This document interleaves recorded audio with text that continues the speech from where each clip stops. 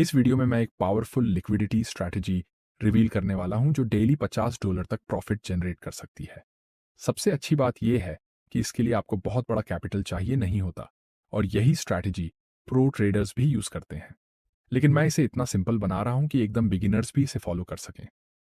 तो अगर आप वो स्ट्रैटेजी सीखना चाहते हो जो सच में प्रोफेशनल्स यूज करते हैं तो यही है वो। चलिए शुरू करते हैं। इस स्ट्रैटेजी का पूरा फोकस एक की कॉन्सेप्ट पर है, लिक्विडिटी। लेकिन लिक्विडिटी असल में होती क्या है? सिंपल टर्म्स में लिक्विडिटी वो एरियाज होते हैं जहां मार्केट में पेंडिंग ऑर्डर्स रखे जाते हैं। चलो इसे एक प्रैक्टिकल एग्जांपल से समझते हैं। मान लो आप एक चार्ट देख रहे हो और डिसाइड करते हो कि आप एक स्पेसिफिक प्राइस लेवल पर बाय करोगे। इस वक्त आप बेसिकली मार्केट को लिक्विडिटी दे रहे हो उस प्राइस पर। मतलब आप मार्केट से कह रहे हो, हे मैं इस प्राइस पर बाय करने को रेडी हूं। सेम प्रिंसिपल तब भी अप्लाई होता है जब आप सेल ऑर्डर प्लेस करते हो। तब भी आप मार्केट को बोल रहे होते हो, हे मैं इस प्राइस पर सेल करने को रेडी हूं, और इससे उस लेवल पर लिक्विडिटी बन जाती है। अक्सर मार्केट्स में हर प्राइस लेवल पर लिक्विडिटी होती है क्योंकि लाखों ट्रेडर्स अलग अलग प्राइसेस पे ऑर्डर्स डालते रहते हैं। ये ट्रेडर्स रिटेल हो सकते हैं, बड़े बैंक्स या फाइनेंशियल इंस्टीट्यूशंस हो सकते हैं। तो हर प्राइस पॉइंट पर कोई ना कोई बाई करने वाला होता है और कोई ना कोई सेल करने वाला भी। यही लिक्विडिटी का कॉन्सेप्ट है और यही है जो मार्केट को रोज मूव करता है। लेकिन कुछ ऐसे प्राइस लेवल्स होते हैं जहां लिक्विडिटी ज्यादा होती है। मान लो चार्ट पर एक सपोर्ट लेवल है जहां से प्राइस 2 बार बाउंस कर चुका है। अब जब प्राइस फिर से उस लेवल के पास आता है तो ज्यादातर ट्रेडर्स क्या करेंगे, वो एक्सपेक्ट करेंगे कि फिर से बाउंस होगा। तो वो उसी सपोर्ट पर लॉन्ग पोजीशन लेंगे और अपना स्टॉप लॉस जस्ट नीचे रखेंगे। और अगर कोई ज्यादा कॉशियस है तो वो थोड़ा और नीचे एसएल रखेगा ताकि आसानी से स्टॉप आउट ना हो। शायद आपने भी ये एक्सपीरियंस किया होगा। प्राइस बाउंस करने की बजाय सपोर्ट को थोड़ा सा विक कर जाता है, स्टॉप लॉस ट्रिगर करता है और फिर वापस ऊपर आ जाता है। और आप सोचते रह जाते हो कि ये सेटअप फेल क्यों हुआ। इसका रीजन ये है कि प्रो ट्रेडर्स जिनके पास बड़ा कैपिटल होता है जानबूझकर सपोर्ट के नीचे की रेस्टिंग लिक्विडिटी को टारगेट करते हैं। उन्हें पता होता है कि बहुत सारे रिटेल ट्रेडर्स वही पैटर्न देख रहे हैं और एसएल एक ही जोन में रख रहे हैं। इससे उस एरिया में बहुत ज्यादा लिक्विडिटी बन जाती है और जब वो एसएल ट्रिगर होते हैं तो प्रो ट्रेडर्स उसी लिक्विडिटी का इस्तेमाल करते हैं अपने बड़े लॉन्ग पोजीशंस को फिल करने के लिए। इसीलिए आप देखोगे कि प्राइस एक की लेवल के नीचे विक करता है और फिर रिवर्स कर जाता है। अब मैं आपको सिखाने वाला हूं कि कैसे आप उन 1% ट्रेडर्स में शामिल हो सकते हो जो इसका फायदा उठाते हैं, बजाय 99% ट्रेडर्स के जो बार बार स्टॉप आउट होते हैं। और हाँ, ये स्ट्रैटेजी बेस्ट काम करती है लोअर टाइम फ्रेम पर, जैसे कि 5 मिनट या 15 मिनट चार्ट्स पर। और आप इसे फॉरेक्स, क्रिप्टो या स्टॉक्स किसी भी एसेट पर यूज कर सकते हो। चलिए शुरू करते हैं। सबसे पहले मैं पूरी स्ट्रैटेजी को सिंप्लीफाई करने वाला हूं 4 सिंपल स्टेप्स में, जिन्हें आप इजीली फॉलो कर सको। ध्यान देना कि ये सारे स्टेप्स एक दूसरे से जुड़े हुए हैं। अगर आपने कोई भी स्टेप स्किप किया तो अगला स्टेप काम नहीं करेगा। तो चलिए शुरू करते हैं। स्टेप 1 है प्राइस में ब्रेक ऑफ स्ट्रक्चर को आइडेंटिफाई करना। इसके लिए सबसे पहले हमें यह समझना जरूरी है कि ट्रेंड्स कैसे बनते हैं। हम सब जानते हैं मार्केट में 2 तरह के ट्रेंड्स होते हैं, अप ट्रेंड और डाउन ट्रेंड।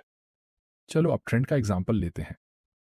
अप ट्रेंड में प्राइस सीधा ऊपर नहीं जाता, बल्कि ये एक स्पेसिफिक स्ट्रक्चर में मूव करता है जिसे हम कहते हैं हायर हाइज और हायर लोज।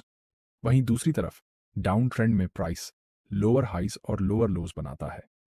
अब अप ट्रेंड स्ट्रक्चर में जब भी कोई प्रीवियस हाई टूटता है और प्राइस नया हायर हाई बनाता है तो उसे हम ब्रेक ऑफ स्ट्रक्चर कहते हैं। सेम चीज डाउन ट्रेंड में होती है। जब प्राइस प्रीवियस लो तोड़ता है और नया लोअर लो बनाता है, वो भी ब्रेक ऑफ स्ट्रक्चर कहलाता है। अब जब आपको ब्रेक ऑफ स्ट्रक्चर का कॉन्सेप्ट समझ में आ गया है, चलिए इसे एक रियल चार्ट एग्जांपल में देखते हैं। इस चार्ट में हम देख सकते हैं कि प्राइस हायर हाइज और हायर लोज बना रहा है, जो एक अप ट्रेंड को इंडिकेट करता है। ब्रेक ऑफ स्ट्रक्चर को ढूंढने के लिए हम बस ये देखते हैं कि कहाँ प्राइस ने प्रीवियस हाइज को तोड़ा और नया हायर हाई बनाया, और वो पॉइंट है यहाँ। अब ये हमारा ब्रेक ऑफ स्ट्रक्चर बनता है। लेकिन जरूरी बात यह है कि जब तक कोई कैंडल प्रीवियस हाई के ऊपर क्लोज न कर दे तब तक उसे ब्रेक ऑफ स्ट्रक्चर नहीं माना जाएगा। सिर्फ विक काम नहीं करता। जैसे ही ब्रेक ऑफ स्ट्रक्चर आइडेंटिफाई हो जाए, हम चलते हैं स्टेप 2 की तरफ, यानी सप्लाई या डिमांड जोन को आइडेंटिफाई करना। ये वो एरियाज होते हैं जहां मार्केट में बड़े बाय या सेल ऑर्डर्स प्लेस किए गए होते हैं, जिससे प्राइस में तेज मूव आता है। सबसे आसान तरीका है पहले स्ट्रक्चर के ब्रेक को स्पॉट करो, फिर उस तेज प्राइस मूव से ठीक पहले वाले पॉइंट को देखो जिससे वो ब्रेक ऑफ स्ट्रक्चर हुआ। अगर मूव ऊपर की तरफ था तो उस शार्प मूव से पहले वाला एरिया डिमांड जोन कहलाता है, और अगर मूव नीचे की तरफ था तो वही एरिया सप्लाई जोन कहलाता है। अब वापस आते हैं अपने पहले एग्जाम्पल पर। हमने पहले ही ब्रेक ऑफ स्ट्रक्चर आइडेंटिफाई कर लिया था, तो अब डिमांड जोन ढूंढना आसान हो जाता है। हमें बस उस शार्प मूव से ठीक पहले के एरिया को देखना है। इस केस में प्राइस ने अपना तेज मूव यहीं से शुरू किया था। अब डिमांड जोन को मार्क करने के लिए उस आखिरी कैंडल को हाईलाइट करो जो उस शार्प मूव से ठीक पहले बनी थी। रेक्टेंगल टूल से उस कैंडल के लो से हाई तक एक जोन ड्रॉ करो। यही हमारा डिमांड जोन है। अब जब हमने डिमांड जोन आइडेंटिफाई कर लिया है तो चलते हैं स्टेप 3 की तरफ, यानी लिक्विडिटी लेवल को ढूंढना। और ये पूरे स्ट्रैटेजी का सबसे इंपॉर्टेंट स्टेप है।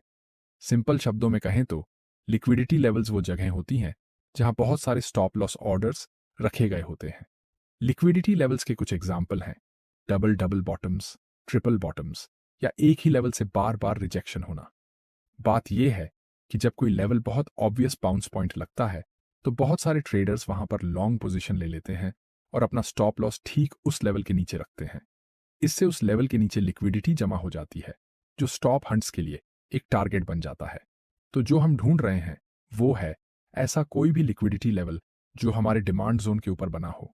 अक्सर क्या होता है कि प्राइस उस लेवल के नीचे ब्रेक करता है, लिक्विडिटी को स्वीप करता है और फिर हमारे डिमांड जोन से बाउंस करता है। यही बाउंस हमारी लॉन्ग अपॉर्चुनिटी बनती है। यही लॉजिक बेरिश स्ट्रक्चर में भी लागू होता है।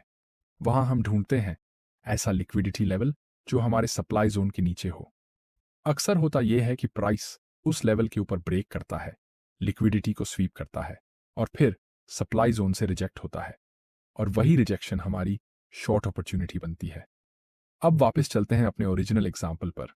चूंकि हमने डिमांड जोन पहले ही मार्क कर लिया है तो अगला स्टेप है ऐसा लिक्विडिटी लेवल ढूंढना जो उसके ऊपर बैठा हो। और यहां हम देख सकते हैं कि प्राइस ने डबल बॉटम बनाया है, एक ही लेवल से 2 बार रिजेक्ट हुआ है, जिससे उस लेवल के नीचे लिक्विडिटी का पूल बन गया है। जैसे ही लिक्विडिटी लेवल आइडेंटिफाई हो जाता है हम चलते हैं फाइनल स्टेप की तरफ, यानी ट्रेड में एंट्री करना। इस स्ट्रैटेजी से ट्रेड में एंट्री करना काफी सिंपल है। हम डिमांड जोन के ऊपर एक लिमिट बाय ऑर्डर रखते हैं, स्टॉप लॉस थोड़ा नीचे रखते हैं और टेक प्रॉफिट सेट करते हैं स्टॉप लॉस डिस्टेंस का 2 गुना। और अगर थोड़ा एग्रेसिव होना है तो प्रीवियस हाइस को टारगेट किया जा सकता है। लिमिट ऑर्डर का मतलब है कि हम ट्रेड में करंट प्राइस पर एंटर नहीं कर रहे। हम अपने डिजायर्ड एंट्री प्राइस के साथ साथ स्टॉप लॉस और टेक प्रॉफिट पहले से ही सेट कर देते हैं।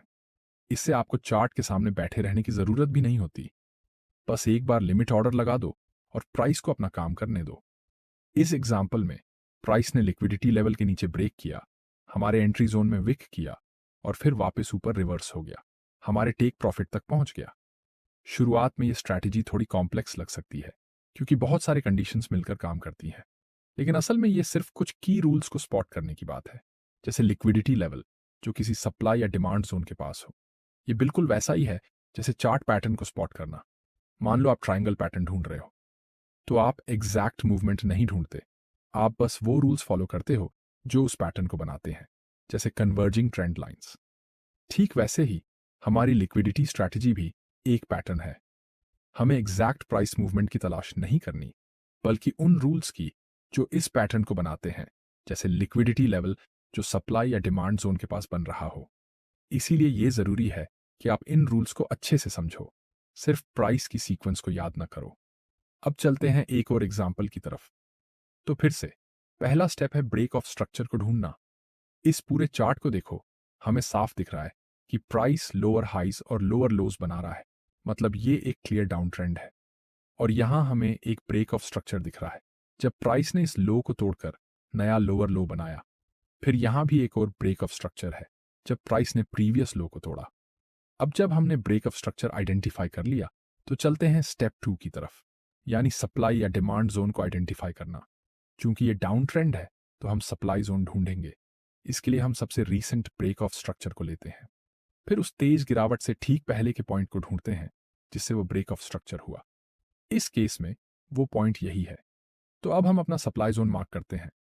अब चलते हैं स्टेप 3 की तरफ, यानी उस सप्लाई जोन के नीचे लिक्विडिटी लेवल ढूंढना। यहाँ हम देख सकते हैं कि कई कैंडल्स की विक्स उसी लेवल को रिजेक्ट कर रही हैं जो इसे लिक्विडिटी जोन बनाता है, और ये एरिया एक लिक्विडिटी स्वीप का टारगेट बन जाता है।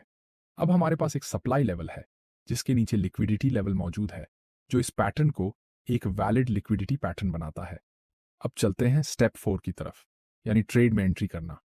चूंकि ये डाउन ट्रेंड है तो हम मार्केट को शॉर्ट करेंगे, मतलब अगर प्राइस नीचे जाता है तो हमें प्रॉफिट होगा।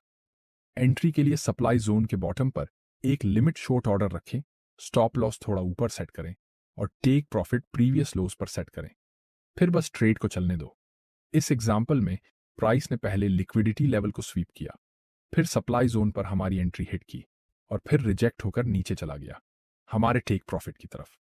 तो ये है एक सबसे पावरफुल स्ट्रैटेजीज में से एक, और यही स्ट्रैटेजी है जिसने मुझे रोज $50 कमाने में मदद की। अगर आपको ये वीडियो पसंद आया तो इसको लाइक करो और हमारे चैनल को भी सब्सक्राइब करना मत भूलिए। मिलते हैं अगले वीडियो में।